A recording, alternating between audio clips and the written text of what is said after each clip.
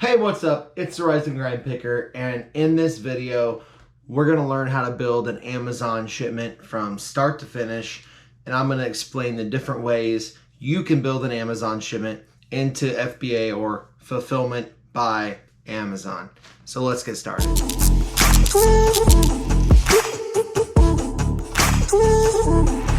So there's two ways that you can build shipments into Amazon, and I do one way and I don't do the other. The one way I do is I use Inventory Lab, and it actually picks the warehouses, and as you scan stuff, it'll tell you what warehouse it's supposed to go to.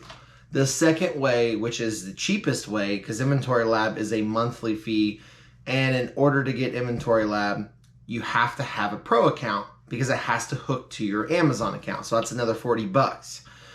The other way is to build shipments on the back end of Amazon and build the shipments through Amazon. And I don't like to do that because I did it for my first 7-8 months of selling. And you scan everything into a batch. And then when you actually go to your shipping plan, it doesn't tell you what warehouse to go to. So that's the two ways that you can ship to Amazon. All right, so this is what the Inventory Lab screen looks like. And this is what it looks like when you pull it up. I'm gonna go to list and prep. And this is gonna allow me to build a batch. So I'm gonna go new batch. Obviously, I want FBA private. I'm gonna do live and box auto assign on and create. So at this time it's created the batch and now I'm ready to scan stuff. But first, we didn't skip a step, but I just didn't show you this step. We have to prep all of our items, and we didn't do that. So I'm gonna show you how we prep items.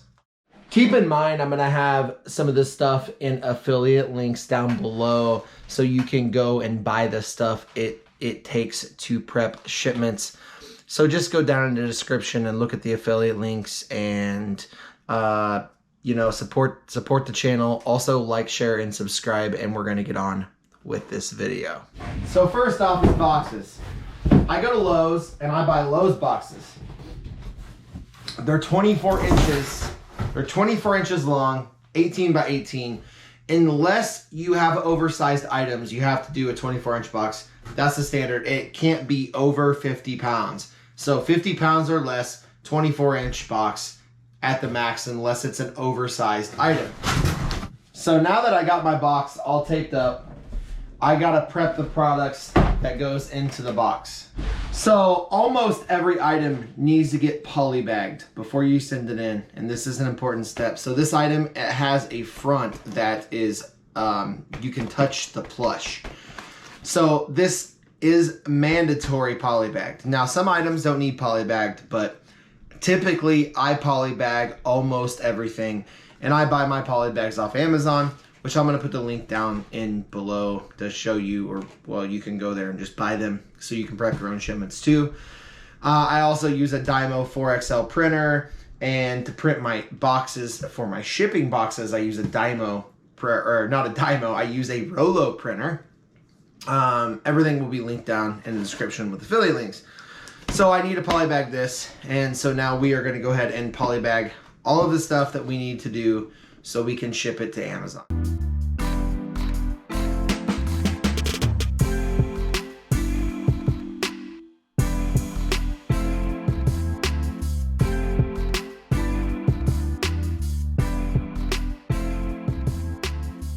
Oh, and I want to be very frank. There are YouTubers out there that do Amazon that say, oh, just mark the price tag off with a Sharpie. No, do not do that. You're going to get suspended.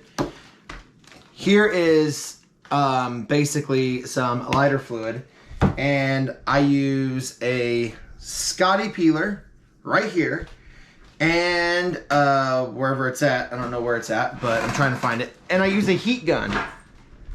I don't know where I put it, but I use a little heat gun right here to get stickers off of it. And then I just take a towel with a little bit of this and scrape the sticker residue off, and it looks like a brand new package that never ever had a sticker on it. That's all you want to do. If packaging is damaged, don't send it to Amazon. Amazon customers are picky. They will report you, and it only takes one time to get your account fully suspended, where you have to go and buy an Amazon lawyer and pay $3,000 or more to get unsuspended. Now the fun part is actually going to start. Oh, it is time for us to scan some items and actually tag them. So now we're going to do this there right here. So I actually have, oh my gosh, I've lost everything today. I don't know where nothing is at. Finally found it. I have this little barcode scanner. It's actually hooked to my PC with all my wires down there. I'm going to go ahead and scan this in, and it is going to come up and give me a little thing. I select this, I push replenish because I already have some in, and I have 3. Now when I add 3, it is going to try to basically throw it to like 18 different warehouses. Not 18, but probably 3 different warehouses. Now I want to show you this. So it comes up 2 different warehouses. So I'm going to cancel this, and I am just going to straight up do, I'm just going to get it to, so I usually ship in the MDW2. So here it goes, it takes it MDW2 into 2. Now I have 3. It's gonna print labels out right here on my Dymo. Here, wait a minute. I promise it's coming, I promise. Right here. And then I'm just gonna add an extra one. So to this number, like the 2, you can add up to 8. So if you choose 2, you can add up to 8. If you choose 1, you could add up to 7. You can't add any over that, so then you got to set it aside. Then you got to set it aside and do it on the next shipment. So we're just going to do 3. We have 3 total. And it is going to pump out the next one. Get here. So now I'm just going to stick it over the barcode, just like this, and put it in the box, just like so. And same to all these. I'm just going to stick the ASIN label over the barcode.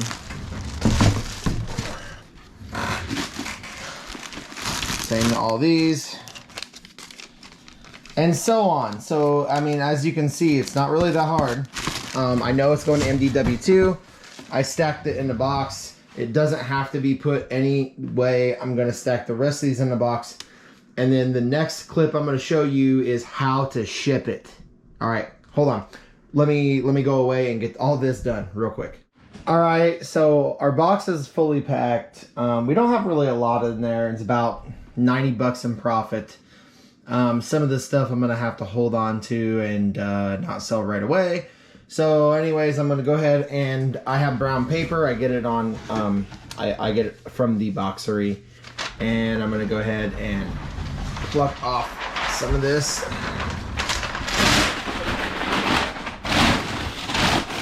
So I just like to stuff it just a little bit. I'm not like anal about it, but I do like to put a little bit of padding in there. It never hurts. I don't know why I'm holding this camera. Give me a second. I really think I was just holding the camera so you could see better, but anyways, got a little bit of padding.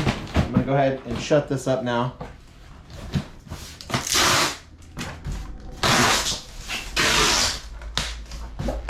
Yeah, I bite tape, so I don't know why I do it. I just don't like tape guns. I do it way faster like this.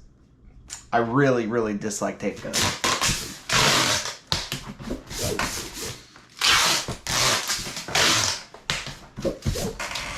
So it's all sealed up and we're done. And now it's time to print our shipping labels to Amazon FBA. So my box was 15 pounds. Well, it's actually 14, but I rounded up to 15 because it was like 14.4. You want to round up to the nearest pound. So we're going to do 24 by 18 by 18. And we're going to go down here and hit calculate. And it's going to calculate the shipping cost. I'm only shipping to MDW2. So it was $8.54. I'm going to go ahead and accept those charges. and you have to pick a date you are going to take it there. So obviously it's going to be today because I'm getting ready to leave town. And print boxes.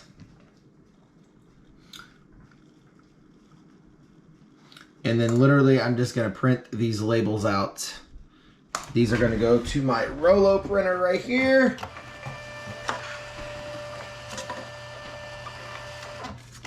And now we're going to stick them on the boxes. So what I do is I typically like to stick them down here on the side. So let me kind of show you how that looks. So I'm just going to stick this one. Whoop. It's hard to do one-handed, so I didn't really realize that.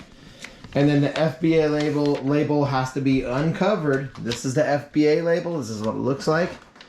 And I'm going to stick this over far enough apart from that label where this one doesn't get covered. So now I'm going to X out of the shipment, and then I'm going to hit this complete shipment, and I'm going to hit mark as shipped. You have to hit mark as shipped, and I'm going to show you why. When you go back over to Inventory Lab and you go to List and Prep and you want to build another shipment, if you don't hit the mark as shipped on Amazon, the shipment's still here. I'm going to sync my shipment and it goes away.